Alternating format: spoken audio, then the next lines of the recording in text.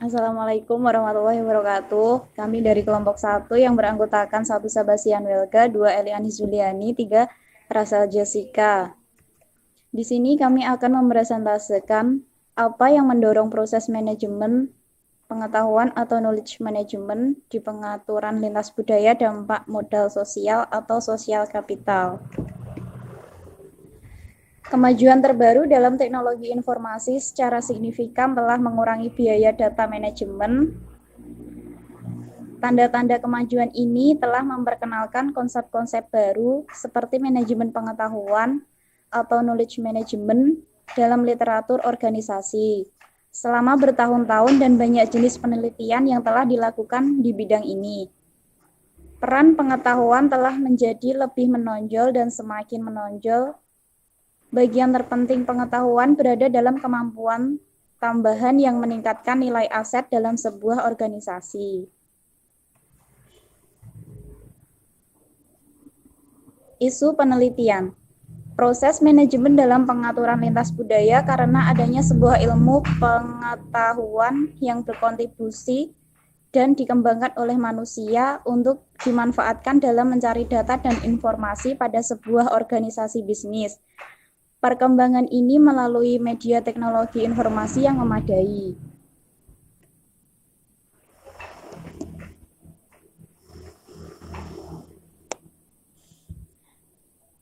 Ada beberapa penelitian yang dilakukan peneliti sebelumnya, yakni menurut TIS 1998, yaitu mengungkapkan pengetahuan merupakan dasar bersaing untuk proses berkelanjutan untuk mendapatkan keuntungan. Dari Cheng Li DKK 2005, dalam penelitian eksperimental mereka, knowledge management merupakan proses menerapkan dan memberikan keterampilan dan keahlian individu dalam organisasi yang didukung oleh teknologi informasi. Dan Francis 2002 percaya bahwa sosial kapital dapat ditinjau dari fenomena sosial, yaitu saling percaya, interaksi sosial dengan timbal balik kelompok sosial, identitas kolektif, perasaan visi bersama masa depan, dan kerja tim dalam sistem sosial. Van Engelen DKK 2006 berpendapat bahwa sosial kapital adalah konsep campuran pengetahuan dan sumber daya organisasi yang meningkatkan potensi kegiatan individu dan kelompok dalam sistem sosial manusia. Adapun fokus penelitian, pertama, modal sosial, KM, dan lingkungan budaya. Peneliti Adler dan Kwon mencatat bahwa ada korelasi antara SC dan KM yang penting dalam organisasi. Namun, mereka telah mempertimbangkan manajemen pengetahuan dalam konsep umumnya tanpa membedakan berbagai dimensinya. Lalu, ada peneliti Timon dan Stam menggambarkan hubungan antara SC dan KM untuk mencapai kinerja yang lebih tinggi di dalam organisasi. Ada Nonaka dan Toyama mempertimbangkan peran kepemimpinan organisasi, struktur budaya, fleksibilitas struktur organisasi, dan pendekatan di mana mereka mengkoordinasikan dalam mendorong individu untuk mengekspresikan ide dan juga untuk menciptakan dan berbagai pengetahuan. Ketiga, dalam lingkungan budaya yang beragam, perbedaan pribadi dalam pemikiran, sikap tindakan, dan reaksi dapat menjadi efektif dalam peran individu di dalam masyarakat yang lebih besar. Next. Kedua, mempercayai atau trust. Bentuk keinginan untuk mengambil resiko dalam hubungan-hubungan sosial yang didasari oleh keyakinan bahwa yang lain akan melakukan sesuatu seperti yang diharapkan dan akan senantiasa bertindak dalam suatu pada tindakan yang saling mendukung. Paling tidak yang lain tidak akan bertindak merugikan diri dan kelompoknya. Konsep ini dapat diekspresikan untuk memprediksi perilaku pasangan sehubungan dengan komitmen dan kemungkinan memprediksi perilakunya dalam negosiasi dengan kemungkinan yang menjadi kesempatan di dalamnya. Ketiga, ada bahasa dan kode bahasa.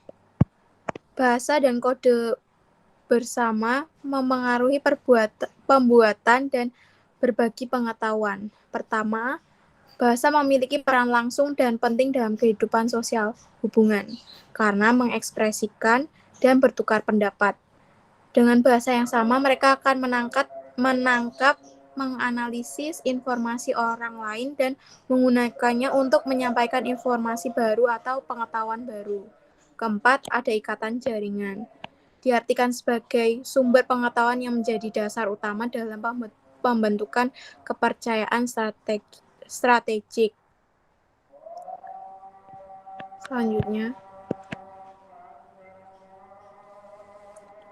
5. Ada identitas. Dalam lingkungan lintas budaya, konsep identitas menjadi peran penting. Dapat dikatakan bahwa identitas yang berbeda dalam arti yang paling sederhana berarti bahwa ada ide yang berbeda dan jika disatukan dibuat dengan tepat antara identitas yang berbeda, ide-ide beragam ini akan menjadikan pengetahuan di masa yang akan datang. 6. Kewajiban dan harapan. Bagian terpenting dari SC adalah sistem kewajiban dan harapan. Dalam komunitas di mana harapan dan kewajiban menjadi fondasi, maka anggota terikat pada harapan satu sama lain.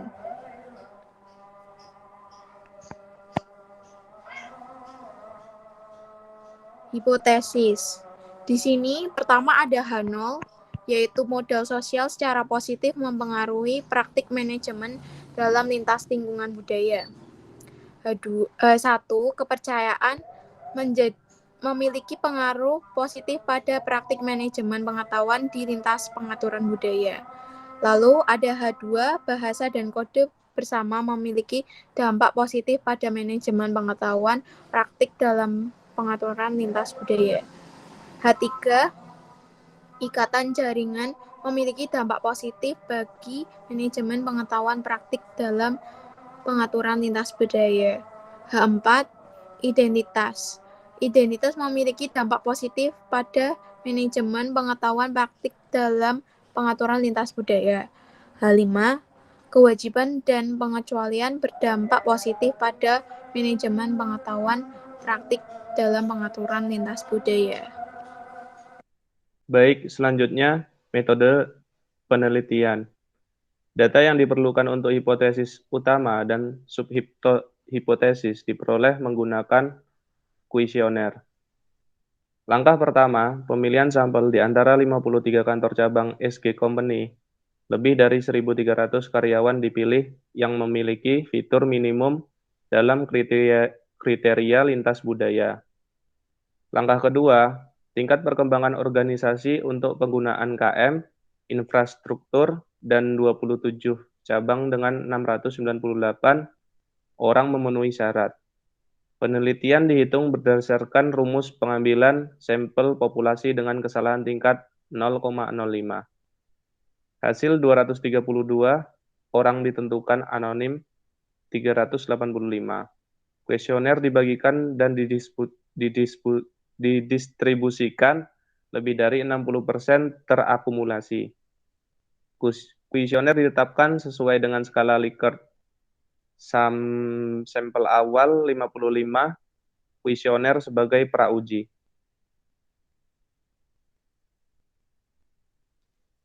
Selanjutnya temuan. Analisis faktor modal sosial, analisis faktor manajemen pengetahuan KM, hasil hipotesis utama dengan model persamaan struktural, dan yang terakhir menggunakan SIM menunjukkan pengaruh faktor laten eksogen SC terhadap praktek KM.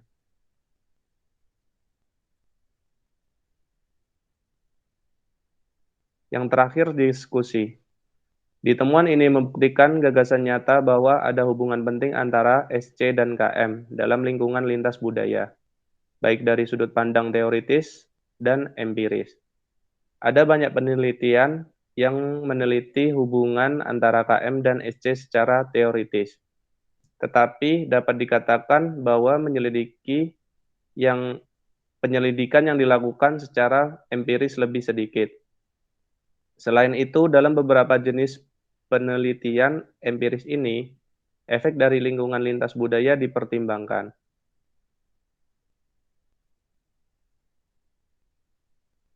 Kepercayaan memiliki korelasi tertinggi dengan penciptaan dan berbagai pengetahuan atau hipotesis.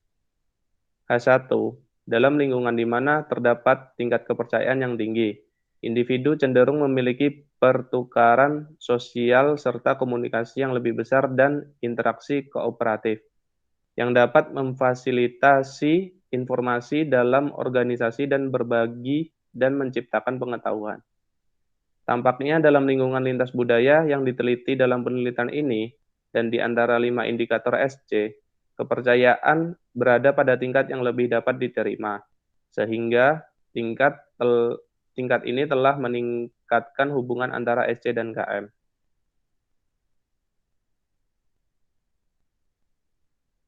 Identitas adalah suatu proses di mana orang menganggap dirinya sebagai anggota suatu kelompok yang terintegrasi dengan seseorang atau suatu kelompok. Dalam penelitian ini, hasil hipotesis keempat adalah hubungan antara identitas dengan KM. Berdasarkan temuan, dan di antaranya 5 dimensi SC, identitas memiliki korelasi paling kecil. Interpretasinya mungkin bahwa dalam lingkungan lintas budaya, individu sementara memiliki tingkat kepercayaan kolektif yang tepat, tidak merasa diri mereka sebagai bagian dari kelompok tertentu, dan menganggap perbedaan agama, etnis, dan bahasa mereka sebagai prioritas. Baik, sekian presentasi dari kami. Kurang lebihnya kami mohon maaf. Wassalamualaikum warahmatullahi wabarakatuh.